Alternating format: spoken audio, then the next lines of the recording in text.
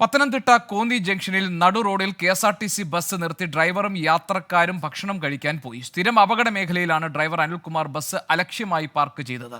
ശ്രീജിത്ത് ശ്രീകുമാരൻ പത്തനംതിട്ടയിൽ നിന്ന് വിവരങ്ങൾ നൽകാറുണ്ട്. ശ്രീജിത്ത്, എന്തുകൊണ്ടാണ് ഇത്രയും ഒരു വലിയൊരു അലംഭാവം KSRTC ഡ്രൈവറുടെ ഭാഗത്തുനിന്നുണ്ടായത്? പിന്നീട് എന്ത് സംഭവിച്ചു?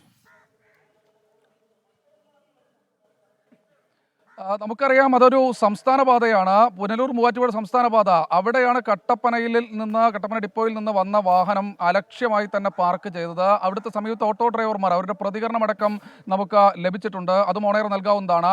അവർ കൃത്യമായി തന്നെ പറഞ്ഞു, ഇത് തീർത്തും അപകടകരമായ മേഖലയാണ്, വാഹനം തൊട്ടപ്പുറത്തേക്ക് മാറ്റിയിടണം എന്ന് പറഞ്ഞു. തനിക്ക് വിശക്കുന്നു എന്ന് പറഞ്ഞ് ആ മേഖലയിൽ നിന്ന് പെട്ടെന്ന് തന്നെ ഹോട്ടലിലേക്ക് കയറിപ്പോയി എന്നാണ് ഈ ഓട്ടോ ഡ്രൈവർമാർ ആരോപണം ഉന്നയിക്കുന്നത്. എന്തായാലും നടു റോഡിൽ ആ വാഹനം കിടക്കുന്നത് എന്ന കാര്യത്തിൽ യാതൊരു തർക്കവുമില്ല. പുറകിൽ മറ്റു വാഹനങ്ങൾ വന്ന് നിൽക്കുന്നുണ്ട്.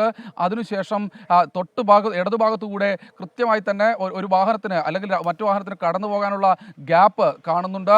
അതായത് തീർത്തും അലക്ഷ്യമായി അപകടകരമായി തന്നെയാണ് ഈ ഡ്രൈവർ പാർക്ക് ചെയ്തിരിക്കുന്നതെന്നാണ് മനസ്സിലാക്കുന്നത്.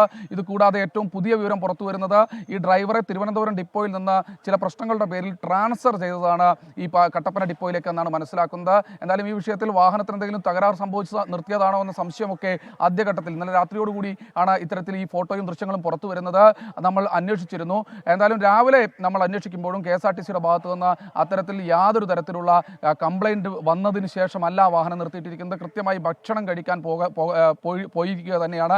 അപ്പോൾ നാട്ടുകാർ പറഞ്ഞത് സത്യമാണ് എന്ന് കൃത്യമായി ബോധ്യമായി. എന്തായാലും ഏതാണ്ട് ഒരു 15 മിനിറ്റോളം ആ വാഹനം അവിടെ തന്നെ തുടർന്നു എന്നാണ് മനസ്സിലാക്കുന്നത്. അതിനുശേഷമാണ് വാഹനം വീണ്ടും തിരുവനന്തപുരത്തേക്കുള്ള യാത്ര തുടർന്നതെന്നും മനസ്സിലാക്കുന്നത്. എന്തായാലും ഈ വിഷയത്തിൽ ഗതാഗത മന്ത്രി KB ഗണേഷ് കുമാറിനടക്കം കൃത്യമായ രീതിയിലുള്ള പരാതി നൽകാൻ ഒരുങ്ങുകയാണ് ഓട്ടോ ഡ്രൈവർമാർ. അവർ ഇപ്പോൾ തന്നെ KB ഗണേഷ് കുമാറിന്റെ ഫേസ്ബുക്ക് പോസ്റ്റിനടിയിൽ ഈ വിഷയം പോസ്റ്റ് ചെയ്തിട്ടുണ്ട്. ഇത് കൂടാതെ അദ്ദേഹത്തിന് പേഴ്സണൽ മെസ്സേജും അയച്ചു നൽകിയെന്നാണ് പറയുന്നത്.